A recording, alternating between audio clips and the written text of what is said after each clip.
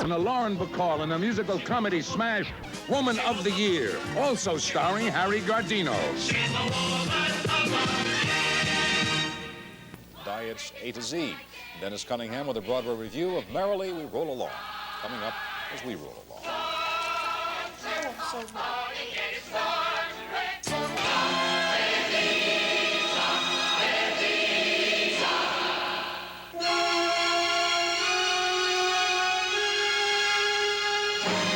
She is the international sensation of the 80s. A masterpiece of spectacular staging, music, dance, drama, excitement. She is theater. EVITA, winner of 7 1980 Tony Awards at the Broadway Theater. Cunningham is back with a review of Stephen Sondheim's latest, Merrily We Roll Along. And a shocking night on Broadway. Merrily We Roll Along, in large part the work of masters of the musical theater, Stephen Sondheim and Hal Prince, is neither merry nor does it roll along. In fact, it clunks, lurches, and on several occasions faints dead away.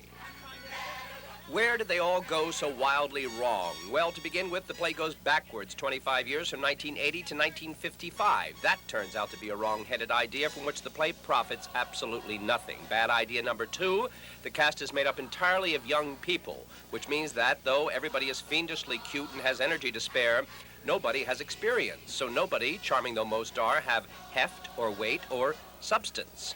Add to that some slim themes about the horrors of success, about being true to yourself, about treasuring your friends. A score with only glimmers of the mighty talent of Stephen Sondheim, staging without even a glimmer of the mighty talent of Hal Prince, a hideous set and marginally tacky costumes, and you'll end up with an evening where you must be extra vigilant simply to spot a glancing value here and there. Oh, my. I'm here as an old and wonderful friend, not as a critic.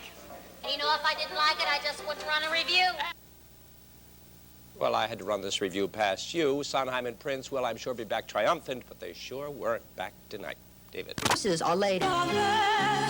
Keep your distance. I kept my promise. EVITA at the Broadway Theater.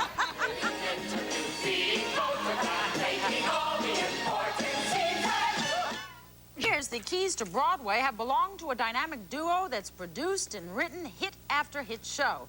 So there's been a lot of curiosity over the pair's latest endeavor, Merrily We Roll Along, which finally opened Monday night on Broadway. Judy Licht has a review. Prince Stephen Sondheim musical is always something special. This is the team, after all, that has given us Follies, Company, Sweeney Todd. Their work is intelligent, interesting, and always full of theatrical craft. And Merrily We Roll Along is all of the above. But still, somehow it misses.